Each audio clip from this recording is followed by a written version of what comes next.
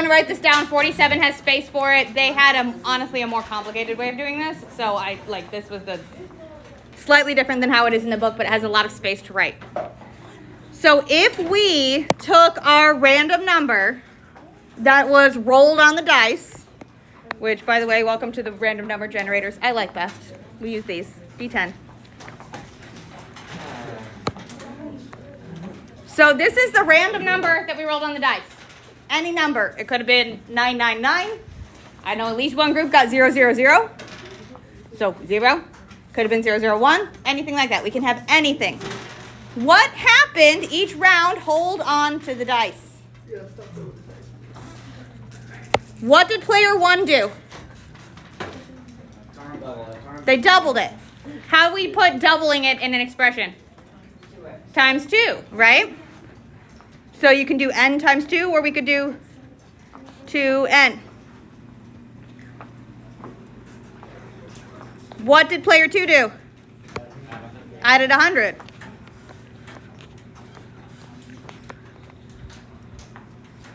So if I want player 1 to win, what do I need that total to be after we add the 100?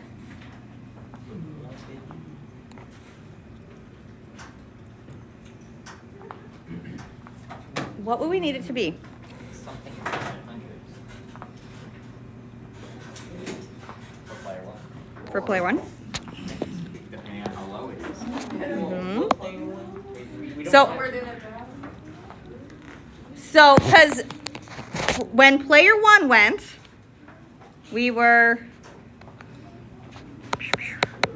that was player 1's turn, right? They doubled.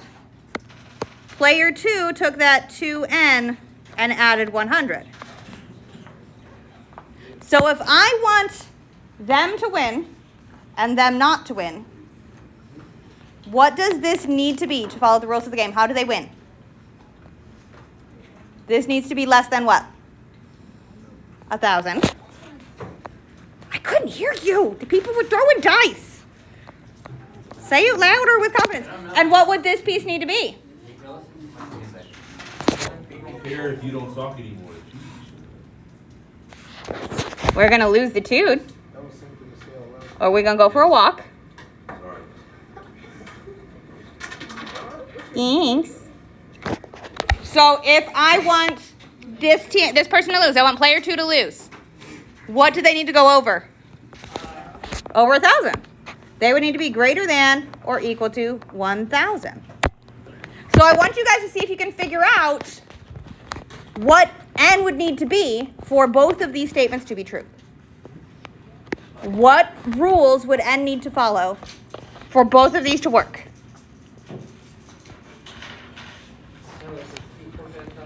So, equaling 1,000 does not count either. What would n need to be? We're thinking about some inequalities here. Sorry, I think you have. I think you should give me your rights too. I already have it. Just chill, just chill.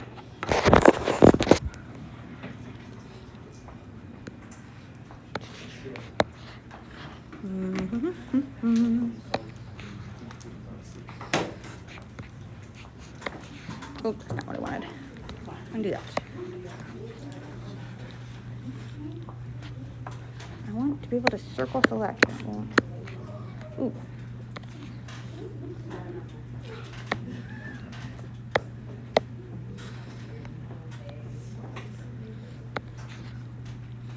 There we go.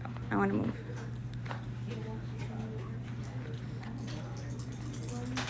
There we go. Moving it over.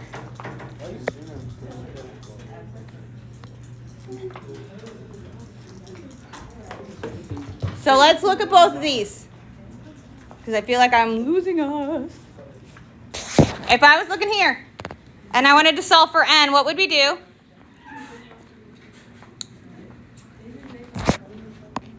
Looking at this one. How do I get n by itself? Divide by what? How do we get n by itself? By 2. If I divide this side by 2, whoa, that's not a pen. That was a really random line. Where did my pen go? There's my pen. There we go. If I divide this side by 2 and this side by 2, because as long as I do the same thing to both sides, we're good. We wind up with n has to be less than what? 500. What's going to happen on the other side? What do we need to do? Subtract what? Careful. Subtract what? Subtract 100 from both sides. As long as I do the same thing to both sides, I can do whatever the heck I want. What are we left with? 2n greater than or equal to 900. Divide by 2. And what do we get?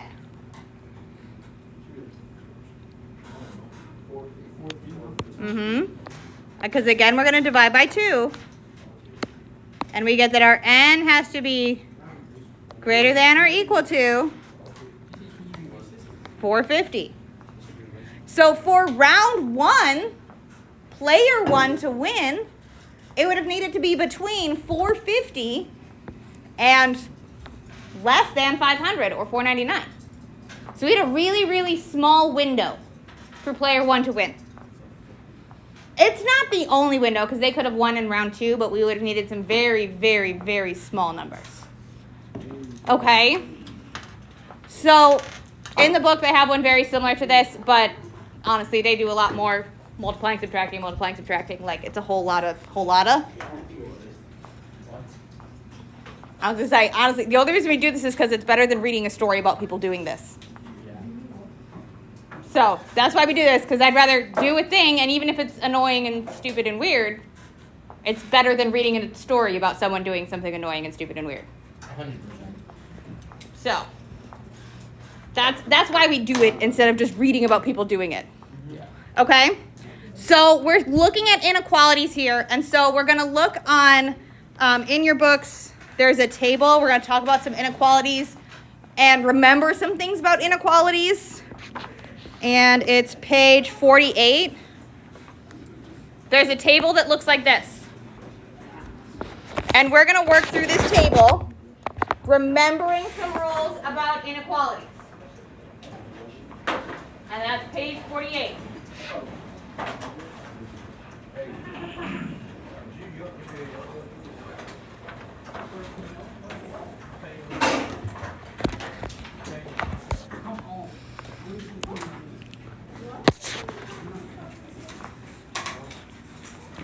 So page 48, we're given this table.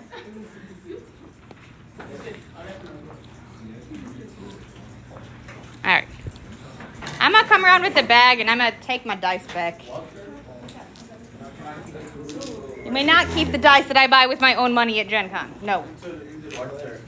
No, because I keep hearing them clickety-clackety, clickety-clackety, clickety-clackety. And y'all driving me nuts. I love the sound of click-clack happy math rocks, but y'all driving me nuts with it. They make it fun on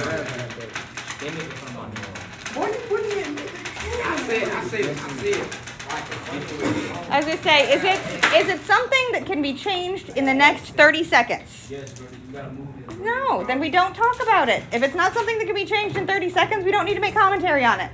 Exactly. So, like, if their shoe is untied, their shirt's accidentally tucked into something it shouldn't be, tell them. If it's not something they can change in 30 seconds, you don't need to make commentary. Yeah. All right. Everything you said can be changed in 30 seconds. I know them. So those are things you can make commentary on. Things like our name, our haircuts. Those are not things we can change in 30 seconds. So those are not things we need to make commentary on. You can't change that. That is not something we can do in 30 seconds here. Yes, we could. We cannot. If you use my scissors for that, you're going to get hurt. My scissors are blunt. Those are safety scissors. They're meant for kindergartners. No.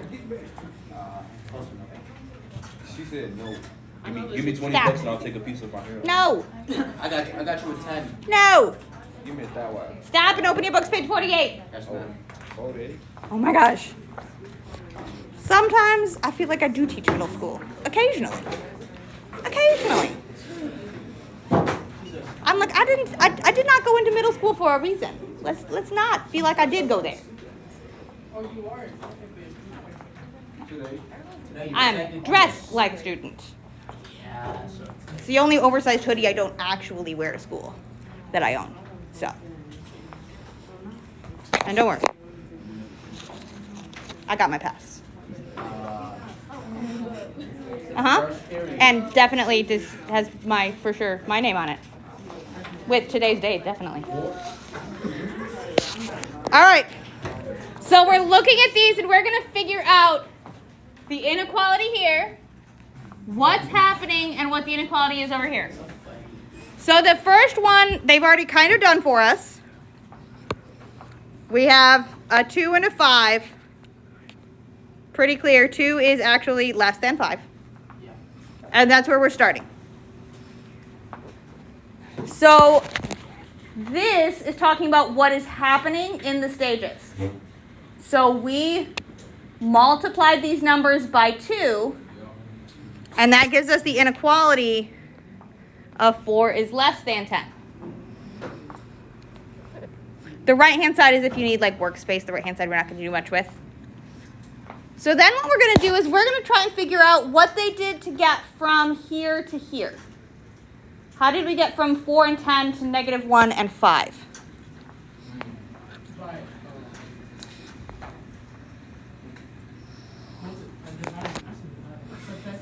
Subtracting 5. That's exactly what they did. So we subtracted 5. And does that change my inequality sign, or does it stay the same? Stays the same. Negative 1 is still less than 5. I would definitely rather have $5 than owe somebody $1. What happened from here to here?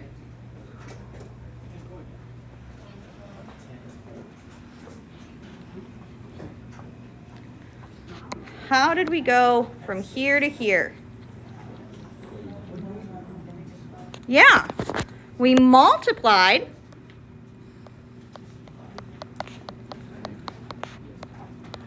by negative 5. Which number is bigger, 5 or negative 25? 5. So my sign is now facing the other direction. How did we go from here to here?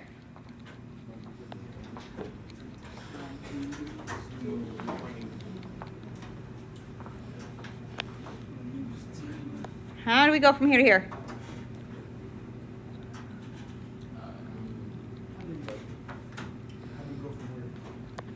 From this one that has an inequality to this one that doesn't yet. They added 10. So if we add 10, is my sign the same or did it change again? Stays the same. 15 is bigger than negative 15. I would rather have $15 than owe somebody $15. Negative money is when we owe money. So negative numbers, think of owing money. All right, what happens on the next step? They divided by 5.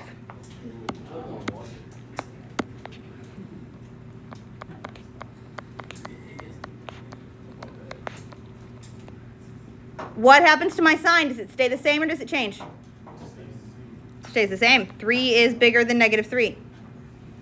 How about this last step? Yeah. Multiply by negative 1. What happens to my sign? It switches. 3 is bigger than negative 3. When does the sign change? What happened when the sign changed? Because the sign changed here in this step and again here in this step. So what happened?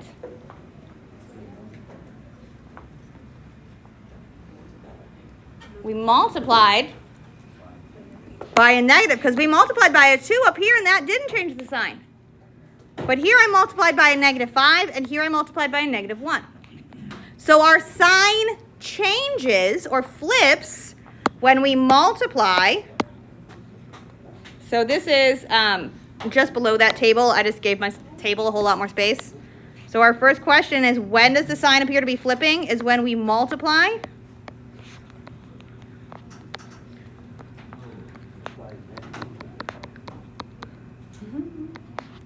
Or if we were to divide. It happens the same with division. By a negative number.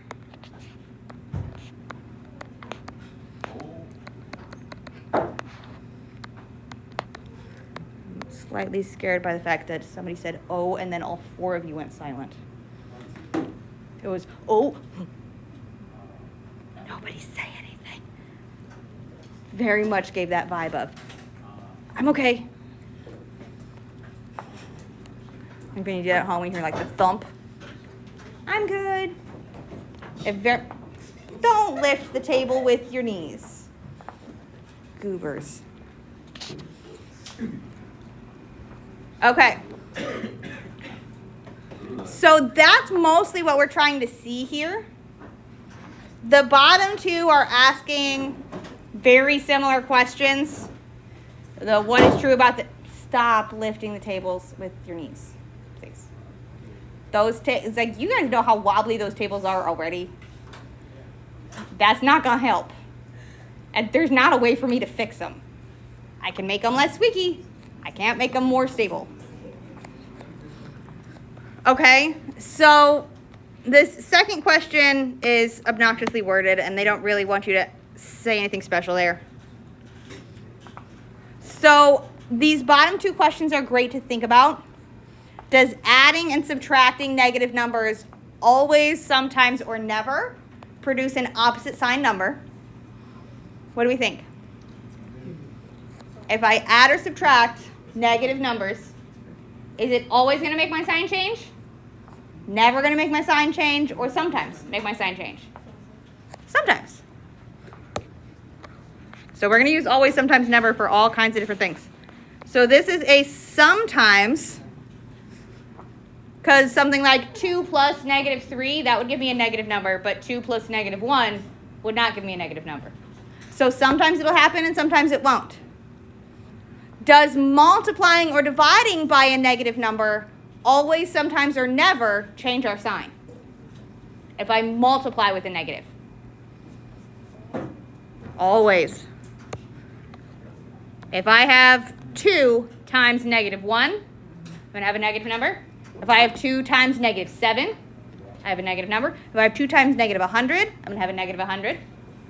If I have 100 times negative 2, it's still going to change my sign. So if we multiply and divide by negative numbers, it always changes our sign. If we add and subtract by negative numbers, it might change our sign, it might not. We just have to be careful. But if we multiply or divide with an inequality using a negative number, our inequality sign has to change directions. Okay? So we're going to be working with inequalities over the next week or so. So the last 5 pages of this chapter, because we're getting close to the end of this chapter, have everything to do with inequalities. So it's been a little bit since we worked with those, so we're going to practice with them, bunches and bunches, over the next week. Because our chapter test is next Friday. Next Friday. And you guys have 4 minutes left in the period.